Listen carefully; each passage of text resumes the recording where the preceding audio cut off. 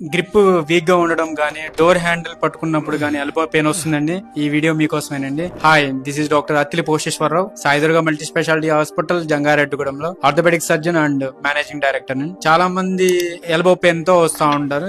Grip ఏమైనా పట్టుకోవాలన్నా చాలా week గా అనిపిస్తుందండి. రొటేషన్ మూవ్మెంట్స్ మనం అటు ఇటు తిప్పేటప్పుడు బాగా పెయిన్ వస్తుందండి, అట్లా చెప్తా ఉంటారండి. దానికి కారణం ఏంటంటే లాటరల్ ఎపికాండైటిస్ ఆర్ టెల్లిస్ ఎల్బో అంటామండి. సో అది కామన్ గా ఏంటంటే మనకి చేతికి వచ్చే నరాలన్నీ ఇక్కడ ఎల్బో పైన లాటరల్ ఎపికాండల్ అనే రీజన్ ఉంటుందండి, అక్కడి నుంచి వస్తాయి. అది అక్కడ ఇరిటేట్ అయిపోవడం వల్ల మనకి ఆ పెయిన్ వస్తుంది. అంటే రొటేషన్ మూవ్మెంట్స్ కామన్ గా లేడీస్ కి ఎక్కువగా వస్తుందని చెప్తా ఉంటారు. ఎవరైతే అంట్లు బాగా తోమి బట్టలు పిండినప్పుడు గానీ, కర్రీ చేసేటప్పుడు చేయి రొటేషన్ మూవ్మెంట్స్ ఎక్కువగా చేయడం గానీ, గేమ్స్ ఆడుతా ఉంటారు. ఇప్పుడు గేమ్స్ బాగా కామన్ ఎక్కువగా అయిపోయిందండి. ఫోన్ వాడుతూ గేమ్స్ ఎక్కువగా ఆడుతున్న వాళ్ళు కానీ ఆ ఇరిటేషన్ అనేది ఎక్కువగా వస్తూ ఉంటదండి. సో ఈ రొటేషన్ మూవ్మెంట్స్ ఏవైతే ఉన్నాయో ఆ రొటేషన్ మూవ్మెంట్స్ మనం కంపల్సరీ అవాయిడ్ చేయాల్సి ఉంటుంది. ఈ టెన్నిస్ ఎల్బోకి కావాల్సింది ఏంటంటే రెస్ట్. దాంతో పాటు టెన్నిస్ ఎల్బో స్ప్లింట్ అనేది ఉంటుంది, అది వేసుకోవాల్సి ఉంటుంది. దాన్ని ఆ ఇరిటేషన్ తగ్గించడంతో పాటు కొంచెం స్ట్రెంథనింగ్ ఎక్సర్సైజ్ కూడా చేయాల్సి ఉంటుందండి. అప్పటికే తగ్గట్లేదు కట్ట అంటే అక్కడికి లోకల్ గా స్టెరాయిడ్ ఇంజెక్షన్ అనేది ఇస్తాము. సో ఇవన్నీ ఆ ప్రాబ్లం ఎంత సివియర్ గా ఉంది అనేది మనం